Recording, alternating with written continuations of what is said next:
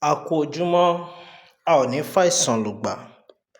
Èmi ọmọ yín náà ni ọmọ bàbá Ìjẹ̀bú. Nǹkan tí a fẹ́ fi dára wa lẹ́kọ̀ọ́ lónìí, tá a fẹ́ sọ lénìí, òun náà ni wípé what you don't know. What you don't know. Kíní yìí, a fẹ́ ṣàlàyé ẹ̀ nípa gbogbo àwọn àìsàn tó máa ń ṣe wá yẹn. Tí àìsàn bá ń ṣe ẹlòmíì, ó lè lo oògùn àìsàn yẹn káìsàn yẹn má lọ.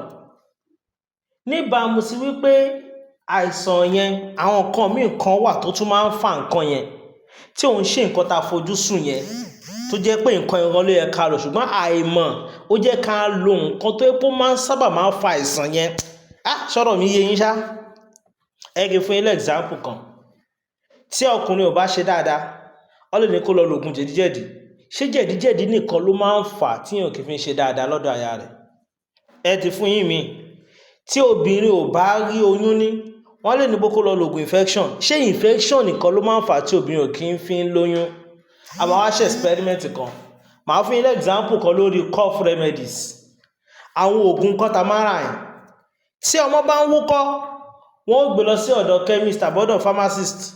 Wọ́n wá prescribe pé kí ni kó lo oògùn kọ̀ọ̀kan. Ẹni oògùn kọ̀ọ̀kan lè sọ ikú ni kó lo eléyìí. Ọmọ yẹn máa lo oògùn kan yẹn.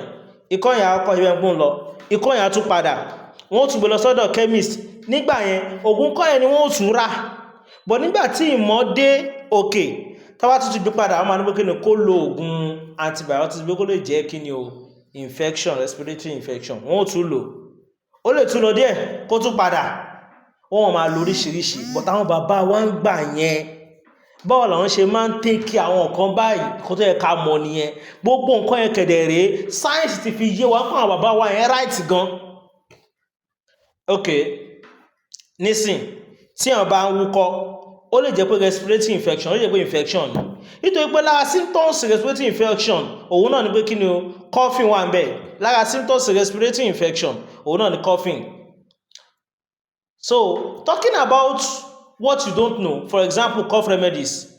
There are so many ailments that can lead to what? Cough. Number one, infection, respiratory infection. The symptoms for this are the symptoms be coughing, runny nose, sore throat, fever, chest pain. Ẹ wo gbọ́ta kàkalẹ̀ yìí tó yẹ pé symptoms infection tó máa ń bá respiratory organ fà ni. Ṣé kò wá lè ṣẹlẹ̀ kí èèyàn kọ́ lògùn kọ́ lásán? That means pé oògùn kọ́ tó máa lò yẹn, ṣé oògùn kọ́ yẹn ní nǹkan tó lè cure infection nú? Ṣó ní antibiotic tó lè cure infection? Most of wọn kì í ní, á tún wá ra antibiotic. Ṣó yé yín? Ẹ máa wò ó sìn. Mo fẹ́ fún yín example tí mo mú wá yìí lórí àwọn ọmọ kan ládùúgbò wa ni mo fi mú wá. Tó yẹ pé a rí wọn báyìí, ó rò bí ikọ́ ló ń ṣe wọ́n ni, àṣé infection. Ó rò bí ikọ́ ló ń ṣe wọ́n ni, àṣé measles ni, àṣé chickenpox ni. Bó tẹ̀ yẹ pé ikọ́ díẹ̀ ló máa wà fún chickenpox. You understand? Now, the symptoms for infection, wọ́n láti kà yẹn. Symptoms for measles náà, ẹ wò coughing náà tún wà ń bẹ̀. Runny nose, red water eyes, ojú wọn máa pọ́n, flat red rash, ẹ máa rí pé ara wọn ní pé kí ni rashes máa ń bẹ̀, nǹkan bí tó máa red pupa, ó máa yọ sí wọn lára, fatigue ó máa rẹ̀ wọ́n. Ẹ wo chickenpox náà, coughing but wọ́n máa mild, sore throat, fever, loss of appetite, fatigue, òun náà wà ń bẹ̀. Ṣé wá rí ogbó kíní yìí? Respiratory infection, measles, chickenpox.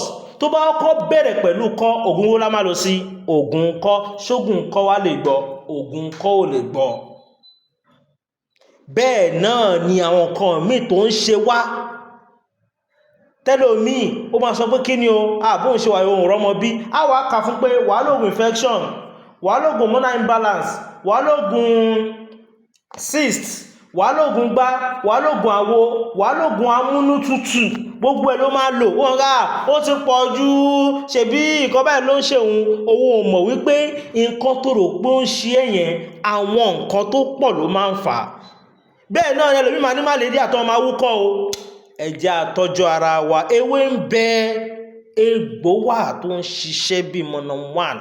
Orúkọ mi ni ọmọ bàbá Ìjẹ̀bú. Ó dàbọ̀. Nọ́mbà fóònù mi ni 08147460686. Ó dàbọ̀.